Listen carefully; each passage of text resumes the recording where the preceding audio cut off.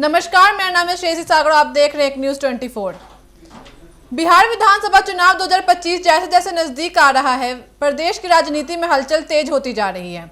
इस बार सभी की निगाहें प्रशांत किशोर यानी पीके और उनकी जन स्वराज पार्टी पर टिकी हुई है, खासतौर पर तब जब यह चर्चा तेज है कि पीके अपनी डेब्यू के लिए दिल्ली के मुख्यमंत्री अरविंद केजरीवाल के मॉडल को अपनाने जा रहे हैं। दरअसल जन स्वराज अभियान के तहत प्रशांत किशोर पिछले 2 सालों से बिहार के कोने कोने का दौरा कर रहे हैं। वह खुद को एक राजनीतिक विकल्प के रूप में पेश कर चुके हैं। अब जब चुनावी मैदान सजने की है तो सवाल उठ रहा है कि क्या पीके आम आदमी पार्टी की तर्ज पर बिहार में नया राजनीतिक अध्याय लिख पाएंगे। क्या है केजरीवाल मॉडल, आइए आपको बताते हैं। अरविंद केजरीवाल और आम आदमी पार्टी ने 2013 में दिल्ली की राजनीति में धमाकेदार एंट्री की थी। जनता के बीच जाकर मुद्दों को उठाना, जन भागीदारी से घोषणा पत्र बनाना और पारंपरिक राजनीति से हटकर जनता को केंद्र में रखकर चुनाव लड़ना, यही रहा है आपका मॉडल। प्रशांत किशोर भी कुछ हद तक इसी राह पर चलते नजर आ रहे हैं। उन्होंने पार्टी संगठन को नीचे से ऊपर तक खड़ा करने पर जोर दिया है। गांवों, पंचायतों और ब्लॉकों में जन स्वराज के जनप्रतिनिधियों का चयन किया गया है।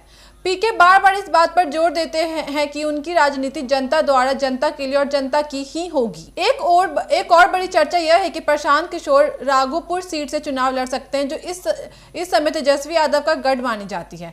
हालांकि पीके ने अभी तक औपचारिक रूप से किसी सीट की घोषणा नहीं की है, लेकिन उनके लगातार राघोपुर दौरे और वहां कार्यकर्ताओं की सक्रियता से ये अटकलें मजबूत होती जा रही हैं।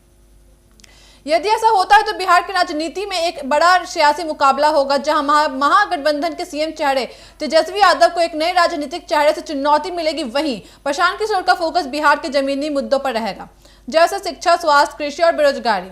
उन्होंने दावा किया कि जन स्वराज का घोषणा पत्र लोगों की राय से तैयार होगा। उनकी टीम प्रत्येक विधानसभा क्षेत्र में जाकर लोगों से सुझाव ले रही है। यह तरीका काफी हद तक 2013 के आप मॉडल जैसा ही है। बिहार की राजनीति लंबे समय से 2 ध्रुवों एनडीए और महागठबंधन में बटी रही है, लेकिन 2025 में पीके इस समीकरण को तोड़ते हुए नजर आ रहे हैं। हालांकि यह आसान नहीं होगा। एक तरफ राष्ट्रीय दलों का मजबूत संगठन और जातिगत समीकरण है, दूसरी ओर जन स्वराज का अभी कोई मजबूत आधार वोट नहीं दिखता। लेकिन प्रशांत किशोर का मानना है कि बिहार की जनता अब बदलाव चाहती है।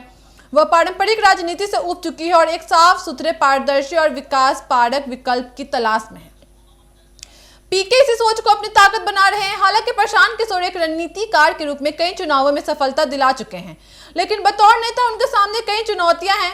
संगठन विस्तार, वित्तीय संसाधन और जमीनी कार्यकर्ताओं की मजबूती जैसे पहलू अभी भी जन स्वराज की चुनौती है।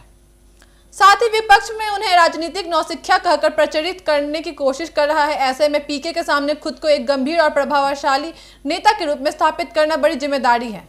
बिहार में अगर पीके वाकई केजरीवाल मॉडल अपनाते हैं तो यह राज्य की राजनीति में एक दिलचस्प प्रयोग होगा। उनकी सोच, रणनीति और अब तक के जनसंपर्क को देखें तो वह बड़े बदलाव की जमीन तैयार करने में जुटे हैं।